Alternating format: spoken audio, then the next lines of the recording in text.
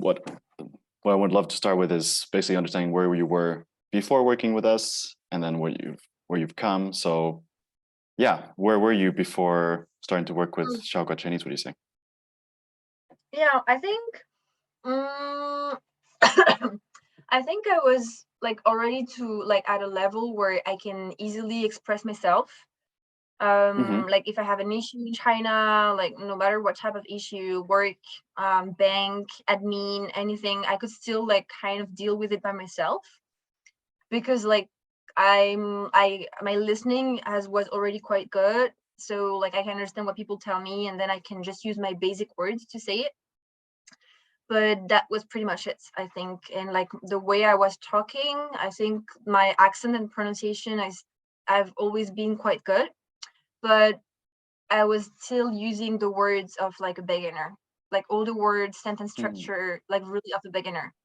Even if I think my basically my pronunciation and accent, a lot of people think that I'm like quite at a high level because like it sounds very standard sometimes when I speak. But in reality, not at all, because like most of the words I use are very, very like beginner level. So that's where I was, and And I've where did you always been want? afraid. Yeah, where did you Yeah, want to go? so yeah, so I wanted and I still want to go to a level where I'm comfortable like with almost any life topics. Basically, because my work environment is like mainly Chinese people. So like lunchtime, break, they just speak Chinese, obviously, and I'm in the conversation, and usually I can just get like 30%. So what I wanted is to get like 80, 90%. It's fine if I miss still some words, but at least I can really participate. I can laugh when they laugh, like, like this type of thing. That was the most important thing. And I think right now, definitely I gained a lot in like my expression, so definitely like the sentence structure I can use. And I'm not talking about just like knowing the grammar, better words for transition, because this we don't really care in daily life. But I'm talking about real sentence structure that are super helpful, like expressing like even if you cannot do this, you can do this, or even though like this that thing that are super useful like when you learn any language. Now I can use them like super easily because I've been using them so much in the program. So I'm not even thinking like, okay, after three, then what do I need to use? Like it has become natural. So much better for that. Also, like my vocabulary size, it was a very big challenge for me as well. It's still something that will be like I think a lifetime goal. But increasing my vocabulary size is something that like I really was able to do in this program, both passive and active vocabulary, meaning that I understand much more. There are so many words that now I hear like every day that before I just like I've had the feeling that people are never using these words because it was so new to me. And like all of a sudden it appears everywhere and I'm like, oh my God, it's so useful. So I think Like both what words? listening, Like what like words, for it's example? just Yeah. like for example like small words like reason, any, like all this type of the small words like any, or like any, for example, to say like any reason or this type of words, like it's you feel it's not maybe not that useful, but actually in a sentence like we say any all the time in English or in any language, we use this type of small words all the time, and I was never hearing them before. So I was not hearing these words, and maybe I could thought before, I don't know what he says because he's using so many words that I don't know. But now I'm like, I know it's just any, so it's fine. Like I can, like the sentence, I can understand everything. So all these type of words like that, or like peak hours, or like this type of crowded, this type of words that now like, people use these words every day. So yeah. Wow. And how has that helped you in terms of, well, you live in China right now, so yeah, how would you say your life has changed? Like maybe like on terms of relationships or interacting with friends. Yeah, I think I feel much more comfortable and like proud as well, which is quite important because if you're proud, then you dare more to talk or to just like, jump in conversation. So I think like, I got more comfortable to like be alone, for example, in a taxi with a taxi driver. Like before, I mean, I could also do it before, but I was stressed. I was like, what if he's talking to me? And I'm like, I don't know what he's gonna say. Right now, I feel much more comfortable. Like he's like talking, and I'm like, oh yeah, sure, what's up, blah blah blah. So I think that helped me a lot in like jumping in conversation and like feeling comfortable about, even if I don't know a word, I feel much more comfortable than before, because I know that the word I don't know now is it's normal. I don't know it. Maybe it's like very advanced word or not a very common word. Mm. But before, like the words I didn't know, I didn't even dare to ask the people, because I thought like, oh my god, maybe it's the very very basic words, so it's like such a shame I don't know it. But right now I know it's probably not a basic word. Yeah, yeah, because you've got a really good base. Exactly. Yeah, exactly. So I can ask for it when my colleagues talk, and I'm like, hey, what is the meaning of that? And they just tell me, and like I can follow the conversation then. Wow, that's awesome. And what's one big accomplishment, like if just one thing that stood out that you've achieved in the last, well, it's been 3 months? Um, I think it's probably like it's a bit stupid maybe, but it's like I attended a meeting at work, which was only Chinese people in the room.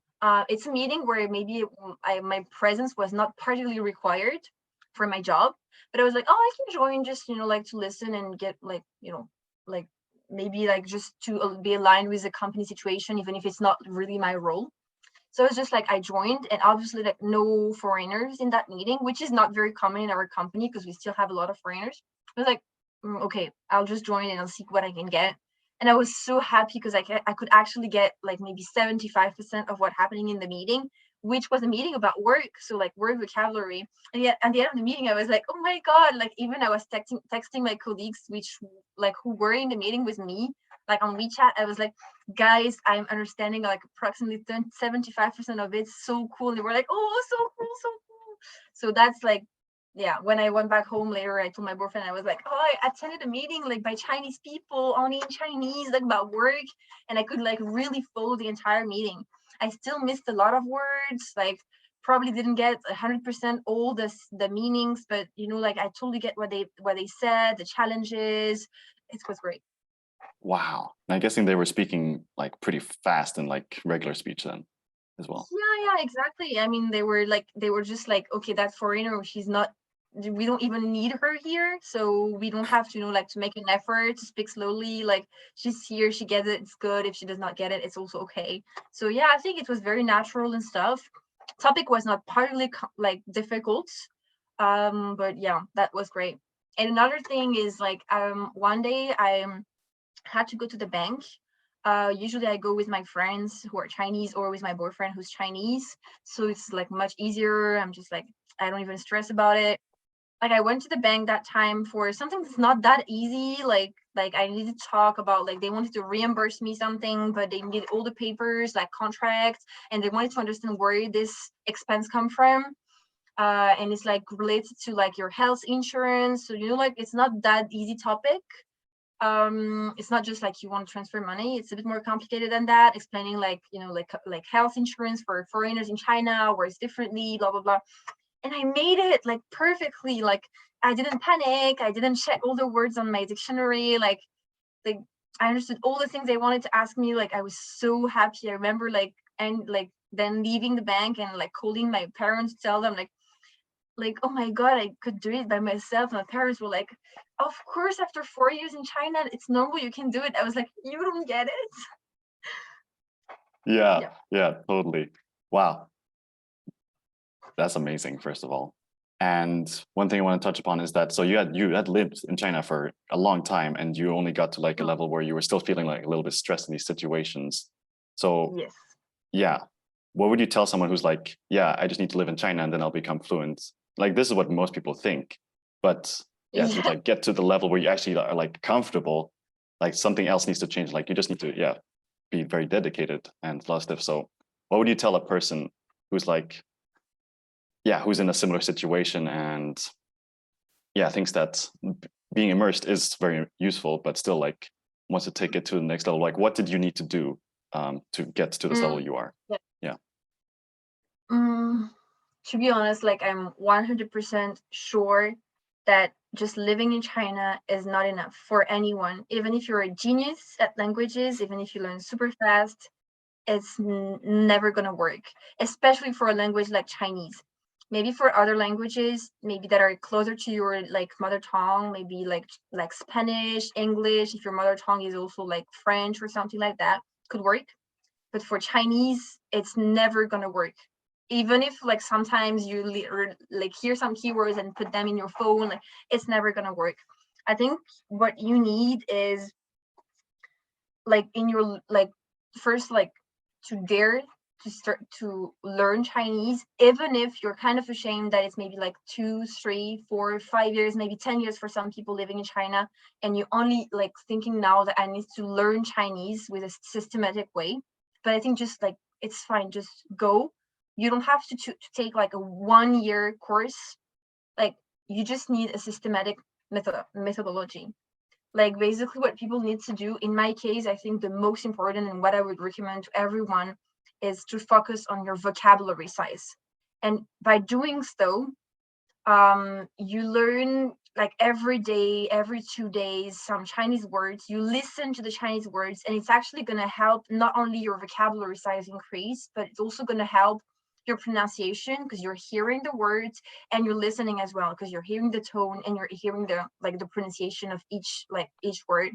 So I would really advise anyone to start focusing on your vocabulary size, especially the passive vocabulary, so that little by little you get this confidence that brings you to a level that you dare to speak. Beautifully said. And when we were talking, so this was 3 months ago, we had our call, and I told you that, yeah, we can help you to increase your confidence in speaking and be at the comfortable level. You told me that's crazy. And so we're going a bit over 3 months, like it'll be around 4 months in total. And yeah, you said it was like, you're like crazy, no way, which I thought was super funny. And yeah, what would you tell a person that's feeling like that it's crazy to be able to do this, to increase your vocabulary so fast? So to be honest, like if we're still talking about the goal of being close to fluent, I'm still super far from this in my mind. So I still think that it's kind of crazy to think that in 3 months you can get close to fluent, but for sure I'm in the right direction. And for sure I still got surprised by the results, that's for sure. So I think one thing that's was really surprising for me is how fast it can be, like how fast it can be to increase your vocabulary and really have a very good retention.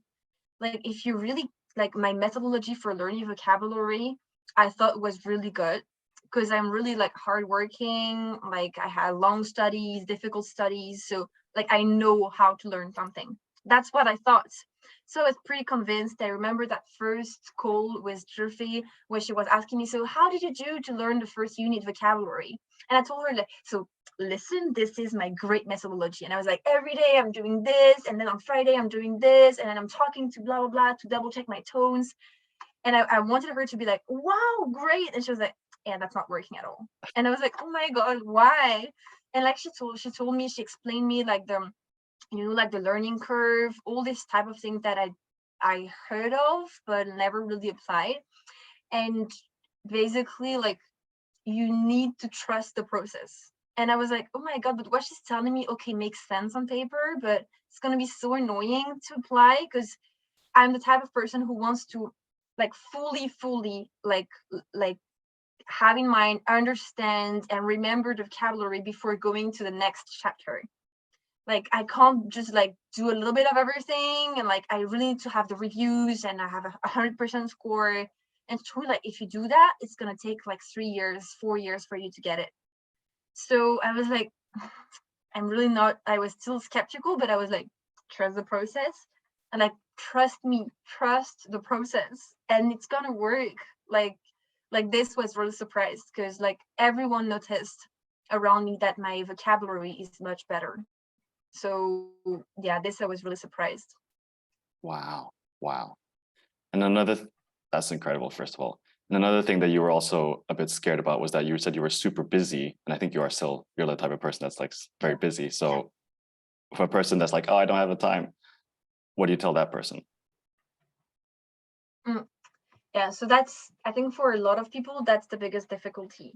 Mm, And like, I remember before joining the program, people were telling me like, it's fine, everyone is busy, but it's all about time management. And to be honest, I don't think that's the perfect answer, because first, everyone is busy, but not everyone is as busy as maybe you are. And like, I feel that I'm really, really busy as a person. Probably others are even like even more than me, obviously. I guess. But the thing is that you really have to think about like, you don't need 2 hours, 3 hours a week, like like to be able to increase your Chinese. What I mean is like, you don't need to think of, okay, oh my god, if I have to do a session of Chinese on Monday night, it's gonna be 2 hours, and then maybe Saturday afternoon is gonna be 3 hours. Of course, it's very difficult to put in a schedule that's already packed. However, you need to think about all these moments that you're doing something else, and that's not really bringing a lot of value. So I'm also not saying to these people that you should delete your Netflix nights and delete your Saturday night going out with friends to learn Chinese. That's not true. But what you should delete is these moments that are not bringing any value to you. For example, you're in the metro scrolling on TikTok. Just use these 20 minutes to like go through some vocabulary, to listen to a small podcast in Chinese, like, and like, a lot of people told me that before, and I was like, yeah, it's never gonna work, because obviously if just like once per day you're just like scrolling Chinese TikTok like Douyin, or just like listening to a Chinese podcast, it's also maybe not gonna work.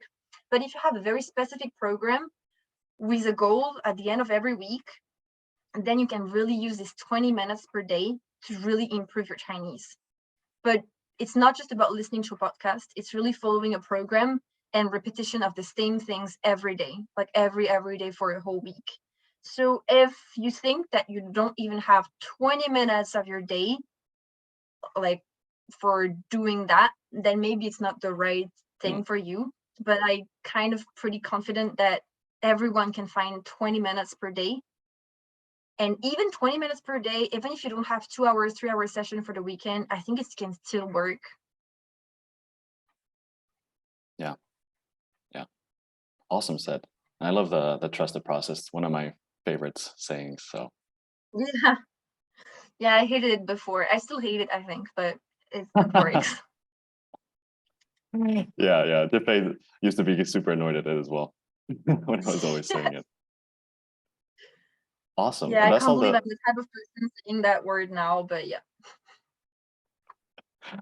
too funny. That's all the questions I have related to that.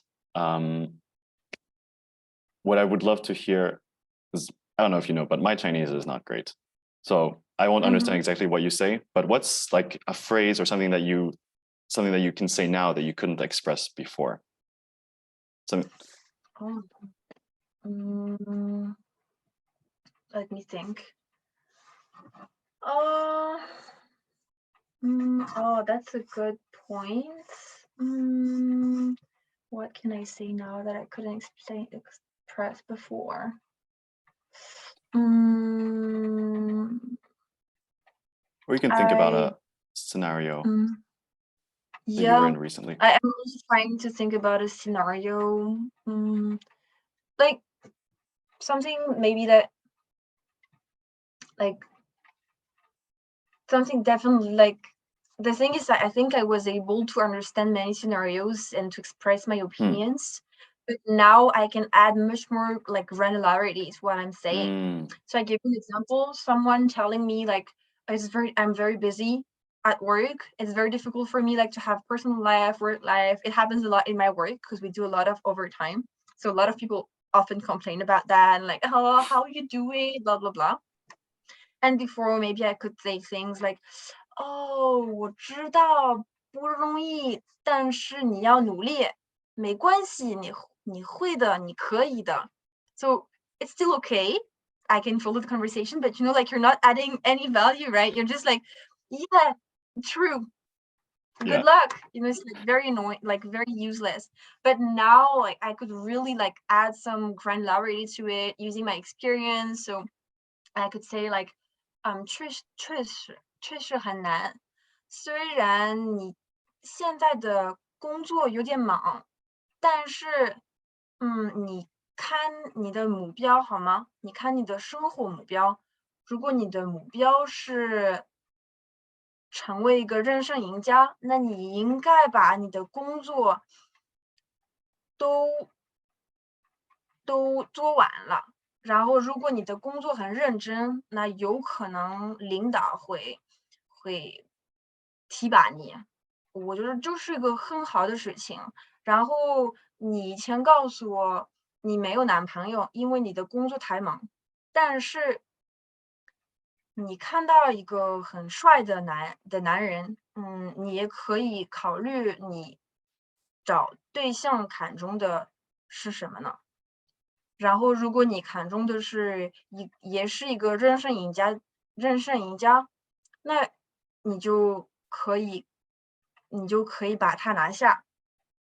So this type of thing, I can really like express a sentence Wow. without like thinking too much about the words. Like I'm kind of like I can really add a lot of things. Like if she tells me like her grandparents take time, like I feel more comfortable to add granularity in this type of thing. Wow. So you can see the difference of what I would have said Yeah. before. Typically, what I would have said like 你要努力的，你可以的, like useless.